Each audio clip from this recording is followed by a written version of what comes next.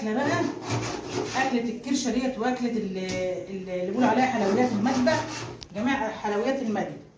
بسم الله والصلاه والسلام على رسول الله. ازيكم حبايبي، عاملين ايه؟ نسمي الله كده ونصلي على الرسول. اللهم صل وسلم وبارك عليك يا حبيبي يا رسول الله. معانا ايه النهارده يا حبايبي؟ معانا فيديو ايه؟ انا بقى بعشق الكرش، بعشق ايه؟ حاجه كده خفيفه على المعده، حاجه ما فيش فيها يعني، على قد كده متناول الايد الجميع يعني. اللحمه يا اولاد طلعت في السما السبعه ومش ناويه تنزل. ادعوا معانا تنزل يا اولاد، هي والفراخ والسام. فاحنا معانا ايه النهارده يا حبايبي؟ معانا هنا انا جايبه معانا الكيلو كرشه. كيلو كرشه كان زمان يعني كان رخيص، دلوقتي برضك مش رخيص. انا معايا هنا كده جايبه الكيلو الكرشه دي ب 90 جنيه، لان انا عايزه اكل كرشه انا ام ريان، بس بقت الجماهير مالهاش في الكرش. هعمل معاكم النهارده، انا عملت معاكم كرشه قبل كده، بس بشجعكم انتوا يعني ايه، مره لحمه، مره كرشه، مره فراخ، مره سمك، فهي الدنيا هتمشي يا حبايبي. ربنا يسعد قلوبكم يا حبايبي منين ما تكونوا يا رب، ويخليكم كده ايه على صحتكم، وعلى يخليكم لعيالكم، وخلي عيالكم لكم، وفرحنا بهم يا رب كده، ونجحهم وفاديهم وخليهم. هعمل صينيه بطاطس معاكم بالفراخ بردك، علشان العيال الصغيره بردك مش عايزين، في جماعه كبار ما بياكلوش كرشه، وفي جماعه صغيرين ما بياكلوش كرشه، فهنراضي الجميع. ربنا يرضيكم يا حبايبي في صحتكم وعافيتكم، اللهم امين. هعمل صينيه بطاطس ان شاء الله باذن الله، هتبقى جميله كده. والحر طلع بقى يا حبايبي، مش هنسبك ولا نعمل حاجه ايه، حاجه عسل كده، حاجه فاخر من الاخر. الكرشه بتاعتي انا جبتها نضفتها، واهم حاجه ان انت هي بس ريحتها بس ايه بتبقى مزعجه. هنغسلها حلو ونحط لها كل المنكهات اللي بتخلي ريحتها حلوه، هتبقى حلوه زي الفول. تعالوا مريان هنا كده. طبعا انا مسكتها الاول، غسلتها كده وشطفتها شطفتين من غير اي حاجه، ومسكتها ايه بتبقى هنا كده حاجات مش حلوه ورا كده، حشتها ونضفتها وقلت عليها التنظيف برضه. همسكها زي الفل كده وزي العسل زيكم حبايبي. همسكها برضه احشيلها من الميه دي، وريحتها لما بتظبطيها بالغسيل والنظافه، لان اهم حاجه في اكل المذبح دي النظافه والغسيل. بعد كده ان شاء الله تبقى كل حاجه زي الفل. انا معايا هنا شويه من الملح، بسم الله كده. اذكروا الله يا حبايبي، الا بذكر الله تطمئن القلوب. اللايك بقى يا حبايب قلب، الله يسعدكم ويسعد قلوبكم، والكومنت العسل اللي بستناه منكم. معايا هنا ملح، معايا ليمون، معايا الطماطم بتشيل اي زفاره في الطير، في السمك، معانا هنا شويه من الخل. حط الخل بقى ايه، الخل برضك بيغير الريحه. معانا هنا برضك كمان عصره ليمون. معانا هنا الطماطم اللي بقول لكم عليها ايه، دي بتحط برضك الزفاره معانا. امسكها بقى ايه، احطها في ادعكها كده برضك بالخلطه بتاعتنا دي اهو، وافركوا واهمكي وادعكي علشان ايه تبقى في الاخر معاكي ملهاش اي ريحه، وبتبقى يا سلام عليها بقى. تسيبها تستوي كده على هنا كده بالتخدعه بتاعتها بالفص الثوم، ما بعملش معاها بصل، بعملها بالثوم، بتبقى يا حاجه كده ايه يعني نغم وغرام ونغم. مرام بتضحك عليا وهي بتسجل في الفيديو، بس مش عارفه مرام شايلها تاخد ستها ليه، والله يا ولاد في الكومنتات انت شايله ستك ليه؟ كنت على الارض يا مريان، والله يا مريان هتفرج وهتبقى عاي وتحلف وهتبحمح وتنحنح وهتنحنح وتبحبح. ما تقفشيش يا مريان. لا انا ما بقفش، خليك روحي يا ابو رشدي، ما بستوعبش الناس البرد. هي بيسمونا مالي برده يا حبايبي. ما هنعمل ايه يا اسماء، ما الصحه راحت يا بنتي والعظمه كبرت، الله يرحمها، العظمه كبرت. يلا يا حبايبي هنقعد شويه بقى في المحلول الجميل بتاعنا ده، وهنكمل الفيديو معاكم. اوعوا تروحوا في حته ثانيه، فاصل ونواصل. انا بقى يا حبايب قلبي هطلعها بقى تنسفها شويه كده ايه، من نص ساعه ولا ربع ساعه في المحلول بتاعنا ده، ولا لها اي ريحه. ريحه ايه مش يعني ايه، هقول لكم ايه، جربوا انتوا هتعرفوا. الواحد لما يقول لك ايه، الواحد لما يعيش يا ما يشوف، وما يشوف يا ما يمشي يا ما يشوف. معلش مش عارفه اجيب كده اسماء ملخبطاني، معلش يا حبايبي. فبرده تاني شطوه تاني كده بقى ايه، حته كده. معلش احنا بنتعب في شغليه، بس ما بنتعبش في اكلنا. وديت يعني مثلا اللي عندها عيال وبتحبها ارخص اهي شويه من اللحمه وتغيير، يعني مش هناكل لحمه على طول، مش هناكل سمك على طول، مش هناكل فراخ على طول، اهي حبه كده وحبه كده، وهي الدنيا هتمشي وهتبقى زي الفل. زي ما بقول لكم بقى ايه، هو اهم حاجه فيها غسيل. غسيلها كده ايه وروقها عليها كده رواق كده عشان نشتغل بمزاج كده تطلع معاكي الحاجه زي العسل وزي الفل. امسكها عصرها معايا بقى. الحله بتاعتنا على النار بتسخن ده كده يعني. حطها معانا كده بقى. الحله تكون سخنه سخنه. هتنزل معانا بقى الميه اللي فيها.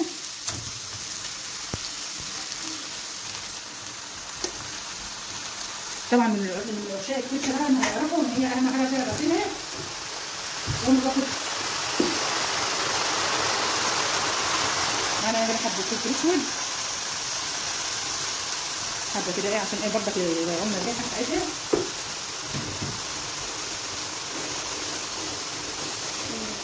انا هنا ورقه الجوده احنا لازم ندلعها عشان ما ياكلش يعني نزعلها ابدا. والله هي كرش ما نزعلها ابدا، لازم ندلعها ونخليها كده ايه حلوه وبنتناه. معايا هنا كده مش هحط سبع القرفه كله، حط كده بس حته من سبع قرفه. معايا بقى هنا كده بصلتين حلوين كده نحطهم صحاح كده. طبعا هي الوقت بشوفه بتنزل كل الميه بتاعتها، هي نسيبها بقى ايه تاخد وتدي كده وتنشف براحتها بالبهارات بتاعتنا الجميله دي. نعمل لها بقى شويه تخديعه او شويه تسبيكه او شويه. طبعا يا حبايبي الكرشه معانا خلاص ميتها سرت ميتها هي، واوعي تحطيها وهي فيها ميه كده يا حبيبه ماما. لازم من الميه دي تنشف خالص علشان ما تديكيش نسبه زفره ولا 1% حتى. معايا هنا بقى حبه من الزيت، معانا بقى حبه من الكراميل من الثوم. المرام بتقول لي انت بتصوري الكرشه ده انت مصوراها معاهم بتخمروا. طب ما احنا بنقول النهارده الجماعه بيجوا يوم السبت يا حبايبي وجماعه بيطلبوا اكله كذا وجماعه بيطلبوا اكله كذا. حد عنده كده زيي اللي عنده زي كده يقول لي. فبقول لها اسمها احنا ننزل بص بالفراخ الاساسيه، واقول لهم برضك ان ايه يعني احنا بنلبي رغبه الجميع. اللي عاوز نفسه بحاجه بنعملها له. ربنا يسعد لكم يا حبايبي ويخليكم لاولادكم ونحوا فين اكتر ما بنحوا فين. هنا بقى البصله بتاعتنا التومه بتاعتنا اصفرت اهي. نحط معانا بقى ايه الطماطم بتاعتنا نصفيها.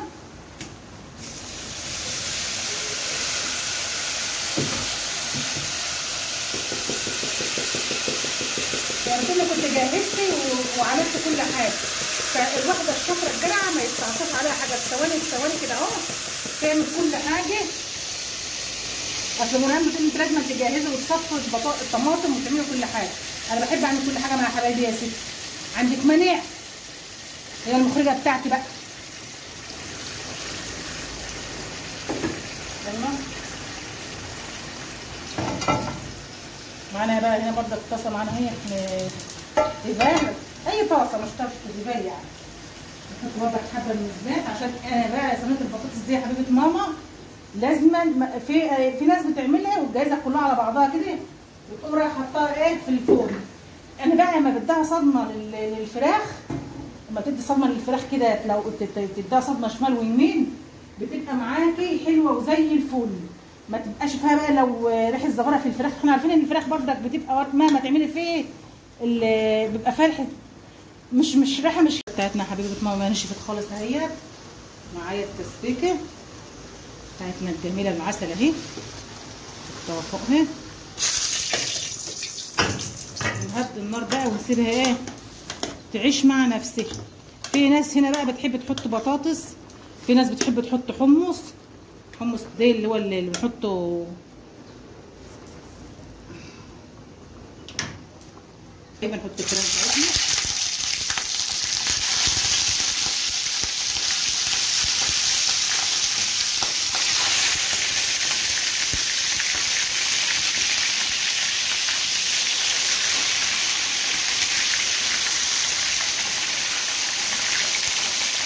ده بقى صدمه.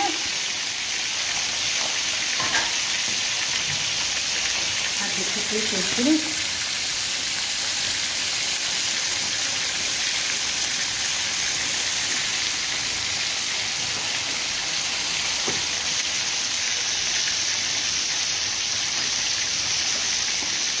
رشه كده من الملح على كل البهارات.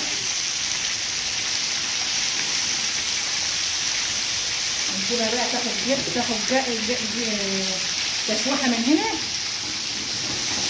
نرجع تاني نبدا التشويحه من الجهه التانيه كده بقى، تنشف ميتها لو فيها دم ولا فيها اي حاجه ولا كده، بتنشف بقى، بتنشف معانا وبتبقى حلوه كده في صينيه، لها شمخه معينه ومميزه كده في صينيه الفراخ بتاعتنا. بص صينيه الفراخ، صينيه البطاطس. بقى حبايبي الفراخ بتاعتنا خلصت هنا اهي، هنعملها على الجهه التانيه كده كده بقى. شوفوا بقى لو فيها اهي دي اللي بكلمكم عليه بقى. شوفوا لو فيها دم اهو كده بقى، بتطلع بقى بتنشف قبل ما تحطها صينيه الفراخ بتاعتك، تبقى ايه حاجه كده عسل عسل عسل. شفتوا يا مريم؟ وهو التشويحه بقى حلاوتها، بتديلها تشويحه، بتديلها صدمه. انت بقى تدوقي صينيه البطاطس وتحكي لنا عنها بقى، بتديلها صدمه بقى كده، بتنشف معاكي، لحمتها بتبقى جميله ولون جميل وحاجه عسل يا حبايبي كده. احمد ما انا بقى يا حبايبي الفراخ بتاعتنا اتشوحت الجبتين كده ها كده، اضمن ان شاء الله ان الفراخ بتاعتنا نشفت من اي حاجه فيها واي دم بقى، اي ميه اي زفاره. جربوا بس كده صينيه الفراخ كده ان شاء الله هتدعي لي، وحاجه كده عسل عسل عسل.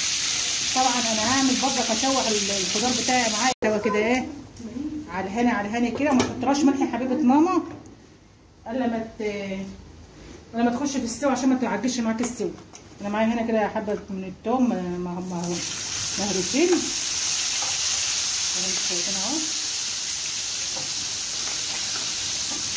ادوهم بقى ايه يطلعوا بقى الروائح بتاعتهم كده ما ترميش الزيت دي، ده احنا هنحطه طبعا على البطاطس، ده اللي طالع من الفراخ. طلعت الريحه بتاعتها الجميله اهي. معانا هنا البصل بتاعي، حط عليه حبه فلفل اسود، قطعي كمان قرن فلفل من دوت جواد كده. معايا هنا كده حبه من الملح، وعلى البهارات بتاعتنا المشكله كمان بهارات. سكن بقى ايه ادعكهم كده واحطهم معانا هنا كده.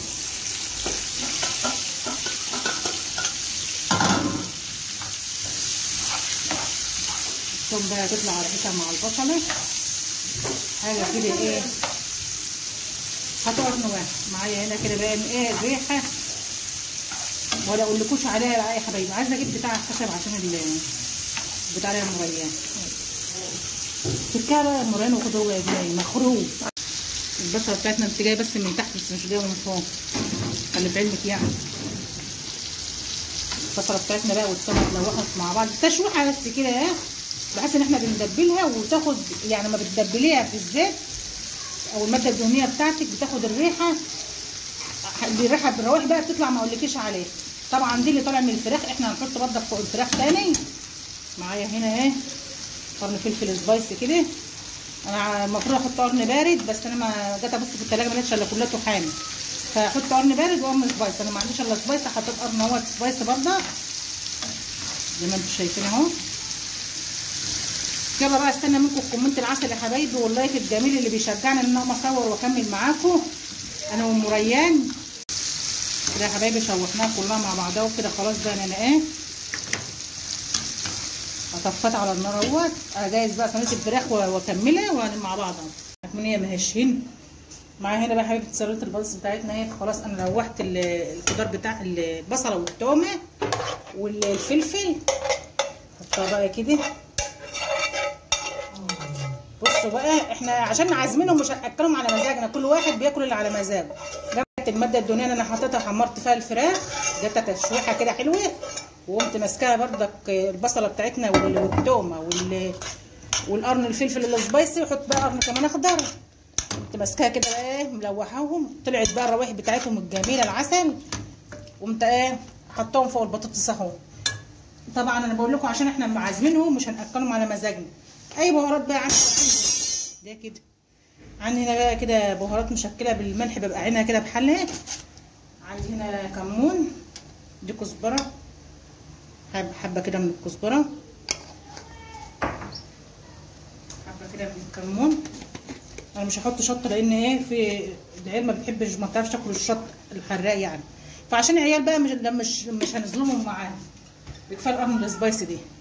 طبعا هو كل البهارات حطيتها، والبصل والثوم والفلفل والبطاطس، وقلبها كده في بعضها كده بقى ايه تمام التمام وعسل العسل. هجيب بقى الفراخ بتاعتنا نرصها واحطها في الفرن بقى تاخد وتدي كده ايه. طبعا هي الفراخ ما استوتش لسه، هي هتستوي كده مع البطاطس. نحطها كده. اللحم العظم تخليه فوق علشان كده ايه يستوي من الطماطم مع بعضه كده في الخضار. واحنا شايفين كده حبيبه قلبي وحبيبه ماما اسماء بسابتنا عندها درس الله يعينها ومشت، وقالت خلينا كملوا على ما اروح واجي. معايا هنا بقى بعمل حبايه طماطم كده من غير العصر، مكعبات كده، بتبقى بتديها طعم كده وشكل في الاخر حلو كده برضك وطعم جميل قوي. اسماء بقى بتقول لك ايه اللهم صل على كامل النور، ما تاكليش العيال على مزاجك يا حاج، تاكلي كرشه ما تاكليش العيال على مزاجك. معايا هنا الطماطم برضك صفيتها وجهزتها. طب ايه بس هي اللي نيه هي كده. صينيه البطاطس بتاعتنا خلصت يا حبيبه ماما. نولع بقى الفرن بتاعنا ونحطها. انا ولعت الفرن بتاعي واحطها بقى على الفرن كده من تحت واسيبها بقى ايه تاخد وتدي كده بشكل ود مع بعضها. يلا يا حبايبي ربنا يسعد لكم، ما تنسوش بقى الكومنت الحلو اللي زيكم واللايك والاشتراك في القناه يا حبايبي. احنا بقى عملنا شويه رز ابيض مصري كده مفلفلين كده، يعني مع صينيه البطاطس دي طالبه شويه رز ابيض زي العسل كده، مش احسن من الرز المصري بتاعنا ده.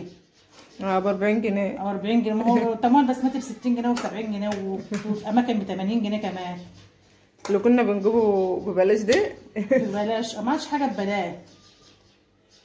يلا يا حبايبي بقى انتوا قولوا لي ايه رايكم بقى في صينيه البطاطس بتاعتنا، جربوها ان شاء الله هتعجبكم. عايزين الصينيه المجرمه شايفين هي يعني ايه، هي مش محروقه، هي الكاميرا بتاعت اسماء اللي بتطلع الحاجه ايه غامقه شويه، بس هي مش حمارها ازاي، هي حمارها حلوه قوي. غرفها في الطبق الابيض كده. ماشي انا غرفها في الطبق الابيض. مجبوره كلمت يا ام ريان. جربوا انا عايزه الغي يوم السبت. ليه مين اللي عنده يوم السبت يا ولاد ولا يوم جمعه؟ انا الغي والله بجد. احنا الغي خلاص. خلاص يا ولاد يا قررت الغي. حته فرخه انما ايه فرخ يعني حته فرخه كفايه على الطبق، تظلم الطبق. انا بقى ماليش في الفراخ، انا ليا في الكرش. انا ليا ان شاء الله في الكرشه. جربوا صينيه البطاطس الخرافه ديت. على فكره يا حبايب قلبي انا عارفه ان انتوا كلكم عسل زي ما كل فيديو بقوله، بس يلا انا بشجعكم يا حبايبي بفكره كده. يا رب تكونوا بس ايه بتشجعوا معانا ويكون فيديوهاتنا كده ايه بتعجبكم ان شاء الله، وتشتركوا معانا كده في القناه. وجربوا صينيه البطاطس العسل دي. قمر قمر قمر قمر قمر قمر بالستر. قمر بالستر. حلال عامله قلق. يلا اللي بعديه خش على الكرشه. خلاص يا حاجه انت بقى ايه دورك خلص. تعالي بقى على الايه على المهم حاجه كده ايه حاجه عسل تغيير بقى يا حبايبي. رجع القرد. نعم طبعا الناس استوت وايه وطلبت الاكل. حته ام الشراميط ديت ده ما دخلكوا في قلب الطبق. يلا يا ولاد. يا رب تكونوا فيديوهاتنا سهله وبسيطه عليكم، ويا رب كده تشتركوا معانا في القناه يا حبايبي، وكومنت العسل اللي بستناه منكم، واللايك الجميل اللي يشجعنا نقوم نتصور معاكم يا حبايبي. يلا ايه رايكم بقى في سفرتنا اللي متواضع عليه؟ معانا هنا كرات. يلا اشوفكم على خير واسيبكم على خير يا حبايب قلبي. دي كان غدانا بقى النهارده، وجربوا بقى طريقه الكرشه وجربوا صينيه البطاطس. باذن الله كل حاجه هتنول اعجابكم. بحبكم في الله. اسيبكم بقى واشوفكم على خير واقول لكم في رعايه الله وامنه ومع الف سلامه.